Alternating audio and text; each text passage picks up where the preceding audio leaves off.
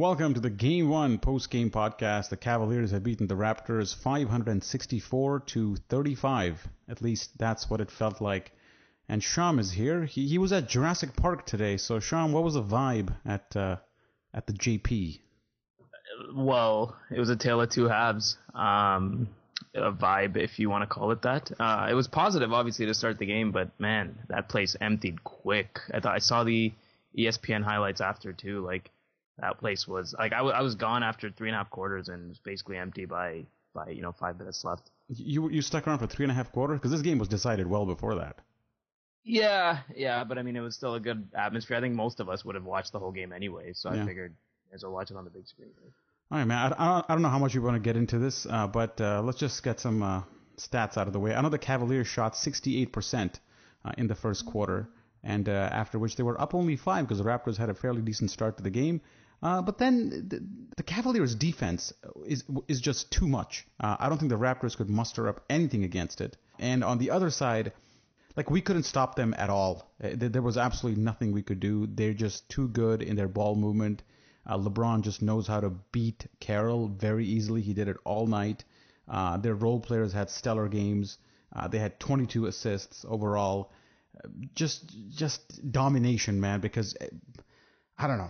Yeah, it was pretty much that. Like, I don't know how much you really want to analyze it, but I guess the one thing I'd point to is, like, here's the thing, right? In the 2 games we beat them in the regular season, I'm not saying, it's the same thing in the postseason, and obviously Cleveland is, peaking at the right time, but in the 2 games we beat them, when LeBron would go on the bench, you would always see like a noticeable drop in the level of intensity, the movement, the offensive sort of potency of the Cavs, so to speak. And in the postseason, it's been a wildly different story. It's like the whole team has just bought in, and they look like Golden State top to bottom on offense. Like, you're getting guys like Dellavedova, Shumpert, just like it's uncanny the way they pass the ball. They go inside out too, right? Like, they dump the ball inside. And you saw a lot of straight line drives to the basket when Biyombo was in the game, especially early in the first half. He was able to stop some of that, but going into the second half, like, line drives, and when Biyombo wasn't in the game, line drive, kick out, and they were just hitting threes, getting into the basket at will, and like you said, like, even the role players made a huge impact. So if LeBron's going to kill you and the role players are going to kill you, what are you really going to do? I don't really know if there's a way to defend that. Yeah, exactly. I don't know how much you want to analyze this because, going into this game, you thought that Carroll might, like, he can't stop LeBron, but maybe he could make his life difficult just by a little bit. And I saw the first 3 quarters, and he got schooled on every possession. And some of the defense that he played was just downright rookie-ish. It was that baseline drive comes to mind when LeBron just went to his left on the baseline and just jammed it home, and Carroll was stuck in cement. And you can point to a couple plays like that. A couple times he backed him down. So this idea that you could slow down LeBron James was never really true. And what did you make of Dwayne Casey not doubling LeBron? Yeah, I was just going to say, like, we decided to guard him straight up, and I think he wanted to, because the thing is, you double LeBron, you're giving up an open 3, like, and the way the Cavs are shooting, I think he was hesitant to do that, so he was confident in the way, and I think LeBron is sort of adopts, like, that passing mentality, at least for the first 3 quarters anyway, so he figured, you know what, let's roll the dice with Carroll, and it backfired and bit us in the ass. I think Carroll was trying. I mean, obviously some of the plays were absolutely inexcusable, like the baseline drive and the cheap foul after too. Like, it was just so unnecessary. And those are the momentum changing plays that just drive you nuts. And like, there was a couple of those, and there was actually one play where Carroll legitimately got in his stance and he was low center of gravity, and he actually stopped LeBron, but I can't remember what. I think the ball bounced in the Cavs' favor and they still ended up getting an and one on the play. So it's just, even when he was physical with LeBron, it didn't seem to make even a 5% difference in terms of his impact. And you've got a guy, at the end of the day, LeBron's basically a 4 or a 5 in a 3's body. So he's still 250, and you're backing in on a guy who's a physical defender, but still undersized compared to LeBron.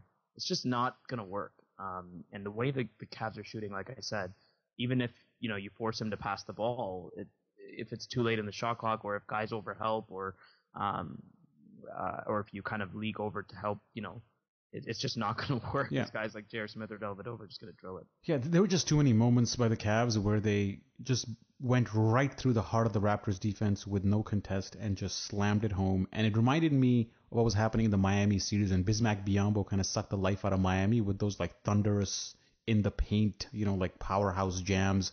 LeBron did that to us. Imam Shumpert did that to us.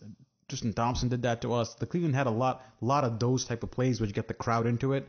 And I felt that after a strong 7-0 start, which the Raptors went on, with DeMar DeRozan hitting a couple of jumpers, Kyle Lowry had a good fade, Cleveland was still kind of finding their feet after the long layoff. But after that, once they stepped into overdrive, the Raptors really didn't have any sort of response to that. And just sticking on the defensive side for the Raptors, you saw some matchups here which were very undesirable. We talked about in the post Game 7 podcast that Channing Frye was going to be a potential problem because as soon as you bring him in, you can't really play Biyombo in there because Biyombo could just like the difference between Miami and Cleveland is that unlike Richardson, Channing Frye can hit threes, and as soon as he came in, he hit 2 threes I think in the game for a total of 8 points. That's just one example, but Cleveland poses a lot of problems for the Raptors in terms of matchup, and Bismack Biyombo is just one of the guys. Even Terrence Ross, I could argue, becomes slightly unplayable. Yeah, like the matchups are. I actually thought. See, the thing is, at the point guard spot, I wasn't actually worried about the Lowry Irving matchup, but he like a lot of the matchups, right? Like point guard. I thought at the 5 we had the edge with Thompson and Biyombo, the way Biyombo was playing coming into the series. But you're right. Like once they go small, or if they decide to go with because Mozgov essentially isn't playing. So if they're resting Thompson, they're going small, or they go Channing Frye at the 5, and you've either got Patterson or Biyombo guarding that. And Patterson has shown the ability to be a good switch defender and guard multiple positions, but he can't. It's just not there when he's guarding guys like Frye, having to chase him around, and even like even in the starting lineup too, right? Like if they go small, we're not going to be able to really. Like you said, like Terrence Ross, if he's not dialing in offensively, I don't really see him adding anything on the defensive end. So it's overpowered. Yeah. He gets overpowered. So it's just an avalanche. It's an unstoppable avalanche of movement, unconscious shooting, and concern about LeBron. Kyrie Irving was shooting lights out today. So it's just playing whack-a-mole with like 5 or 6 different options. It's just very difficult for Dwayne Casey to shuffle lineups accordingly. And that's why we saw like James Johnson in there today playing a decent chunk of minutes, because he was just searching for answers. Like nothing seemed to work. Carroll wasn't guarding up on LeBron. And none of the matchups were able to guard down, on those straight line drives to the basket. Yeah. So, it was just killing them on the drives. Let's talk about perimeter defense. LeBron's one thing and Carroll's one thing, but overall, DeMar DeRozan, Kyle Lowry, Corey Joe, who's been a stellar defender, straight line drives killed the Raptors all night. Kyle Lowry and DeMar DeRozan come to mind because they played, a lot of minutes, so they were abused in a lot of different situations. But it could be said the same thing for Terrence Ross, who was like a minus 23 in 19 minutes. James Johnson wasn't that much better. I think he had a good offensive game, which he usually does, and defensively he was very poor. Well, we lost by 29. Yeah, so most guys are probably minus 20 something. I know, but just like one-on-one defense, point of attack defense was non-existent here. And I think if you look into improvements in going into game 2, that's one of the areas that like there are some things that you can't really plan against, like LeBron moving the ball and the Cavs hot shooting. You can only do so much there, but I think our point of attack defense, just containing the ball, can definitely be better. I think that was just subpar from the Raptors. They're not this bad. Yeah, like there's it is point on the ball defense for sure. I actually think we closed out pretty effectively on a lot of 3-pointers. The Cavs were averaging like close to 16 threes in the playoffs, more than 19 in their last series against Atlanta. I think they were held to like 7 or 8 threes tonight. So that we did a reasonable job there. But to me, this game boiled down to 3 things. It boiled down to field goal percentage. The Cavs shot 55%, obviously 60+% in the first half. It boiled down to rebounding. They basically doubled us on the glass, 45-23, which is insane. So you're not only allowing them to shoot well, you're giving them more chances to do so. And offensive rebounds. They more than doubled us on offensive rebounds at 10-4. So you're giving the team, more options on defense by missing shots and giving them the rebound. You're letting them, get their own misses, and you're letting them shoot 55% from the field. So like, the Golden State Warriors wouldn't have beat them if the Cavs are shooting and rebounding in that way. So yeah, the 45-23 rebounding edge is a little skewed because there weren't that many rebounds to be had for the Raptors because when the Cavs shot the ball, it usually went in. Yeah, it goes hand in hand, but you're just not gonna win if those three stats are on the same side of the ledger. Like, it's just not gonna work. Yeah, and fast break points too. The Cavs are so good at. It's like a missed jumper is essentially a turnover for the Raptors because they run it back that fast. And the fast break point total here was 16-7 in favor of the Cavs. And points in the paint was 56-36. It wasn't even close, especially in the first half. It almost felt like they were taking threes just to practice them because they had the option to drive and finish every time. They just said, you know what, let's mix it up and shoot some threes as well. Even Kevin Love, when he shot his distance jumpers or Imam Shumpert, they had lanes open. They just chose to take threes. The Raptors' defense was non-existent, man. Yeah, and a lot of they had more turnovers than us, but their turnovers were dead ball, stepping on the end line, traveling, or whatever. But our turnovers were live ball, a lot of them, and the Cavs will run that down your throat. Like even the LeBron, like Kyrie Irving had a transition dunk, LeBron had a transition dunk, LeBron had two, I think. So like basically they just took, like you said, like they're just mixing it. Like everything was just so free flowing on offense. Like, and there was absolutely no help on any of the line drives we were talking about earlier. Like transition wise was a separate issue, but even in a half court, like when they go, line drive to the basket, some of those were absolutely no help at all, even with Biyombo on the court. Dwayne Casey, in one of his interviews that ESPN conducts, early in the game, talked about how important it was for the Raptors to stop the three. And it felt like that was just instruction. Don't help on the drives because you're covering the three and take your chances. Yeah, but you gotta see that come in 6 minutes into the game, right? Exactly. But I don't want to blame Dwayne Casey. I think we got rocked. It doesn't really matter what Dwayne Casey did. I just felt that his strategy going into the game was let's protect the three, and we did protect the three, except that we didn't provide any help whatsoever at any time. And I think once you look at the Getty Images post for this game, you'll see a lot of dunks and like 4 Raptors just standing around the guy dunking. Because that was essentially what the Raptors did in terms of help defense. They just watched as the Cavaliers laid the ball in. That I think what sums it all up is the LeBron. Yeah, LeBron. I mean, credit to the guy, man. He's playing unselfish basketball. He was 11 for 13 here. I don't think he took a bad shot. I think all of his shots were basically at the rim. And he's looking for his teammates. I mean, he only has 4 assists, but if you count his hockey assists, they go up to like 10, 15 in this game. They run everything through him. He's very good at finding cutters, and Cleveland cuts a lot. Like Dellavedova's cutting, Irving's cutting, Love's cutting, Shumpert's cutting. They're all cutting without the ball. And LeBron's a great passer, and he finds them. And once the defense even remotely shifts, they're so good at making a second and third pass that the Raptors, who are prone to overhelping as just a default strategy, they just get burned every time. And it's a recipe for disaster, really. So heading into game 2, like if you're Dwayne Casey, man, what do you do? Well, a couple of things to point to, right? Like in the first 2 series, the Raptors actually played. If you recall, both teams, Indiana and Miami, were very ISO heavy on offense. Indiana had a bit of movement, but Dwayne Wade, Joe Johnson are ISO players. Paul George ISO.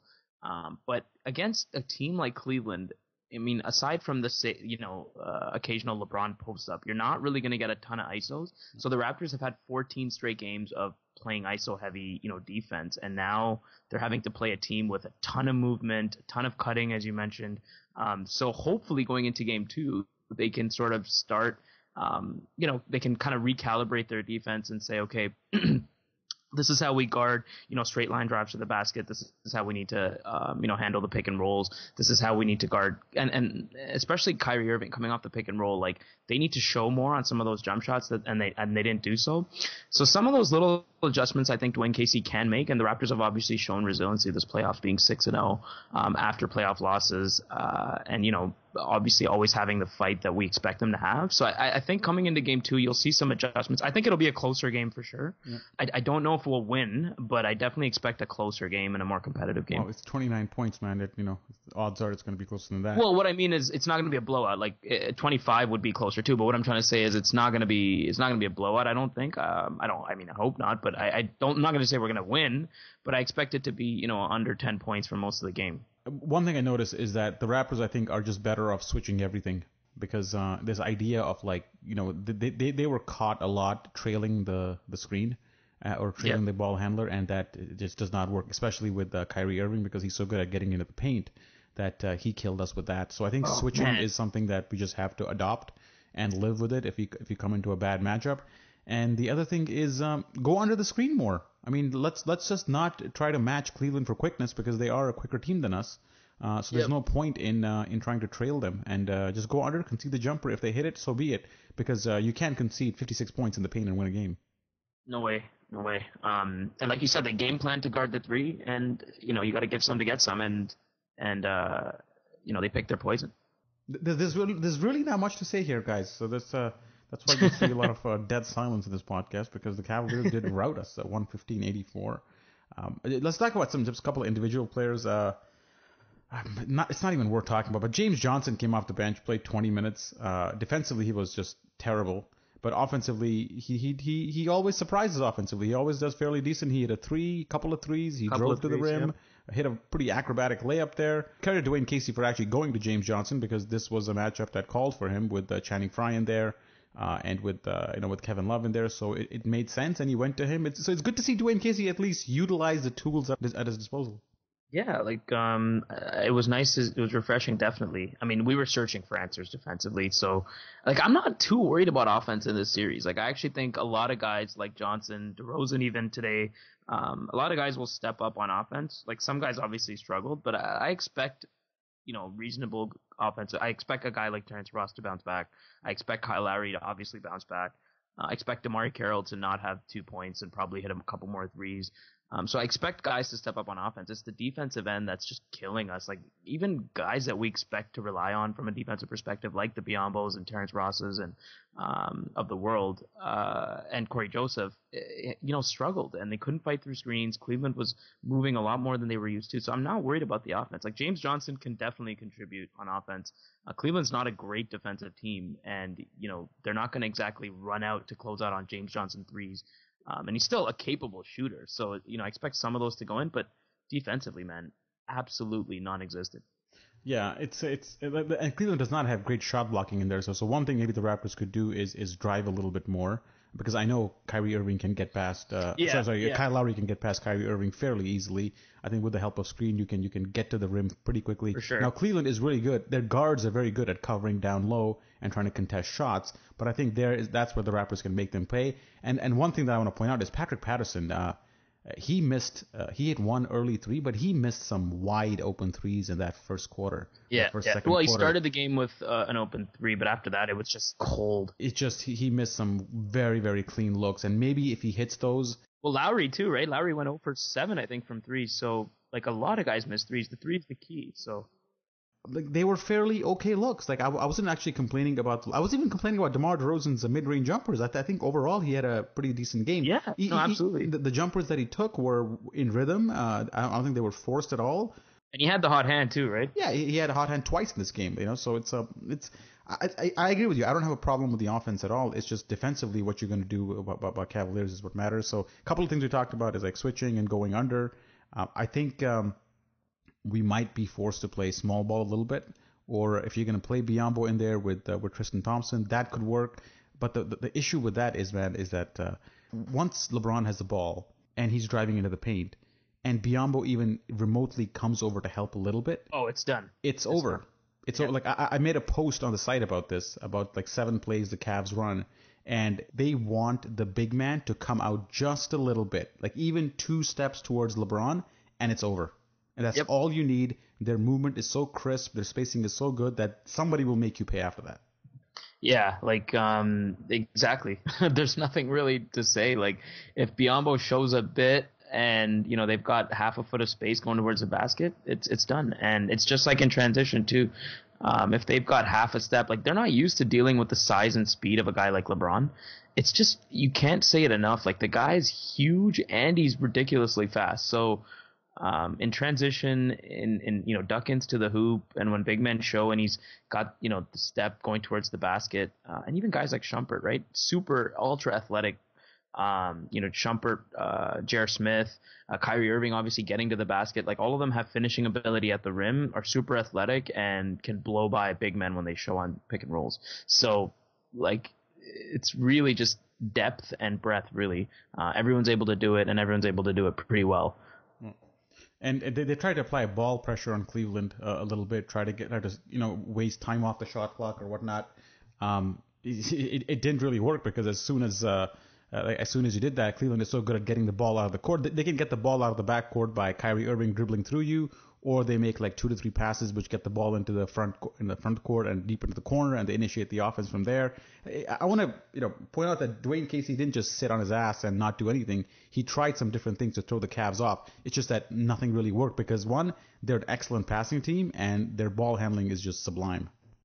Yeah, it starts with Kyrie Irving, right? And they don't have a Terrence Ross making turnovers in the backcourt, but yeah, like you're right. The ball handling is absolutely superb. And when Dellavedova comes in the game, there's no drop off. Like you'd expect there to be at least an offensive drop off when Dellavedova comes in. LeBron and Kyrie are on the bench, but there's no drop off. Dellavedova active. Corey Joseph was really struggling on Dellavedova today, which was very surprising, I thought. Dellavedova played him very physically, and he didn't respond well to that at all. Like the Cavs actually, for a team that's been eight days out of their last game, played very physically, very engaged, right in the Raptors' grill. Like I don't think we really expected that, but I think, like I said, like I'm confident we can adjust. I don't know if we'll win game 2, but I'm really confident we'll be able to recalibrate our defense and offense to be able to play the similar style. And one thing I'll add, sorry, is also the pace of the game. We were not in a dictating position at all throughout the game, and the only way we're going to do that is by getting to the line. Like I don't know how many times DeMar got to the line. I don't have the numbers in front of me, but it couldn't have been more than 4 times. Like he's 0 for 0 from the free throw line. Like that's unacceptable.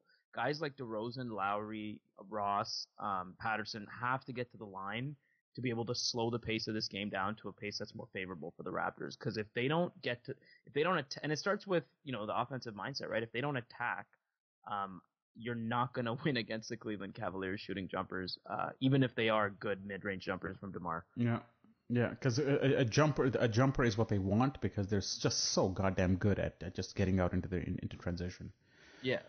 I don't have much to say in this. Let's just look forward to game 2, and hopefully the Raptors do a little bit better. I think offensively we're fine. I think 42% shooting against in this game is okay. I don't think that's our problem. I think we can win a game shooting 42% in this series. We just can't allow Cleveland to shoot 55%. I think at some point Dwayne Casey might have to make a decision on doubling LeBron and forcing him to make a play. But how that looks like, I have no idea. But it might come to that. Yep, absolutely. If you he's obviously a capable passer, so you'd have to again pick your poison with that too. And it's just too many guys, man. It's too many guys. And the thing is, like, even if I actually kind of disagree with you, because even if we do shoot 45%, right? Like LeBron's shooting 60 or most plays are run through LeBron anyway. So if LeBron's shooting 50 to 60% of the shots, he shoots above 55% for the season, or 50% for the season. He shot like 11 for 13 today. He's probably going to shoot between 55 and 60% for the series. So if he's taking most of your shots or facilitating most of your shots, which are high percentage in any case, I expect Cleveland to shoot somewhere between 48 and 52% consistently throughout this series. So if we don't match that level of intensity, or at least get the same level true shooting wise by getting to the line and doing other things, hitting our threes, which obviously we didn't do today, then I don't think we've got a chance. Here's an adjustment you could potentially make, which I don't think is hard. LeBron was 11 for 13. Of his 13 shots, how many jumpers do you think he took? 4. 1. Everything else was inside the... Let me guess, he missed? Yeah, he missed that one. Everything else was inside the arc, like the circle, the block charge circle. It was at the rim, basically. Yeah, they were all. I think at least 3 were dunks. Yeah, is it that hard to push LeBron out? I think wouldn't you want to live at this point with him shooting from the outside? Because I think if there's one thing this game taught you is that one-on-one, I don't think Carroll's up for it. Or maybe what you do is you go into game 2, see how Carroll's guarding him for the first 5 minutes, and if it's more of the same, then you got to make a switch. But if Carroll responds positively and is giving LeBron some trouble, great, fine, stick with it. But if you see a repeat pattern happening here, I think you got to act. Hey man, this is the defensive coordinator of the Dallas Mavericks team that beat Miami with this LeBron, or beat this Miami team with this LeBron in the 2011 finals, right? So I'm not saying Dwayne Casey has the secret to beating LeBron. I'm just saying he's seen this movie before, so I expect Dwayne Casey to at least make some sort of adjustments. And you're right, like playing it by ear in terms of this is something I honestly don't trust Dwayne Casey to do, but he's going to have to play it by ear in the sense LeBron's very, like, he's a chameleon. He will adjust to whatever you're doing. So even if we start with Carroll and then sort of switch it up as the game goes, he'll adjust his game accordingly. He's a Swiss Army knife on offense. He can pass out of a double team. He can get to the rim at will. He can shoot the jump shot if necessary. He's the complete package on offense. So I'm interested to see how Dwayne Casey deals with it. Less interested to see how LeBron's going to deal with it, because I think that's, at this point, it's a foregone conclusion. But you never know. And I think what the Raptors will have to bank on is getting the ball out of LeBron's hands and then trusting one of two things, either helping in time or hoping that guys go cold. Because I mean, the Cavs have been shooting amazingly, but I just don't see them shooting at like a 60% clip throughout a 48-minute game, to the extent that, you know, guys like Dellavedova and Shumpert and all these supporting guys are shooting shots. If we can make LeBron shoot less than 40% of Cleveland shots or less than 30% of Cleveland shots, I think we'll actually be in decent shape. We can make it a much closer game for sure. I take it one step further. I think if we force LeBron to not initiate the Cleveland offense, I think that's what the key constraint. Well, I think you got to get the ball out of his hand in an uncomfortable way, which is easier said than done, obviously. But you got to force it out of his hand. Yeah, I think that's the key. It's not just a double team where he can pick out a pass. It's a double team where he's kind of giving it up under pressure. You saw DeMar DeRozan do that a lot in this game, where he was doubled or he was pressured, and he had to really like jump to make a pass or play it out in a way where he was uncomfortable with it. He made fairly good decisions, but what it does, it kind of resets the possession a little bit, and they have to regroup and do it, because that's how you pressure and that's how you force an offense to regroup. Again, I don't think it's as simple as doubling LeBron, because he'll just kill you with passes. It's about, as you said, it's doubling him in a way or pressuring him in a way where he's got to kind of throw it out there and then have somebody else reinitiate the offense. Yeah, the Raps have to be strategic about that. They got to strategically trap him. If they see him drifting into a corner, they got to trap at that time. Like, those are the types of plays that I expect them to bounce back with. That's just simple, smart X's and O's that hopefully they can apply. All right, so I think a lot of this game was actually spent reviewing whether fouls were flagrant or not. That probably added about half an hour to this contest.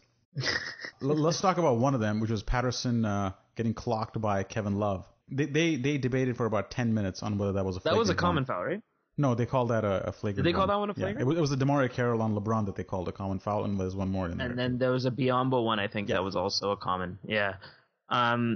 These things get reviewed like crazy now, man. It's like the reviews have set precedent for future reviews. So if you review one, you kind of have to review everything else that happens. This was a chippy game too. The Raptors were frustrated.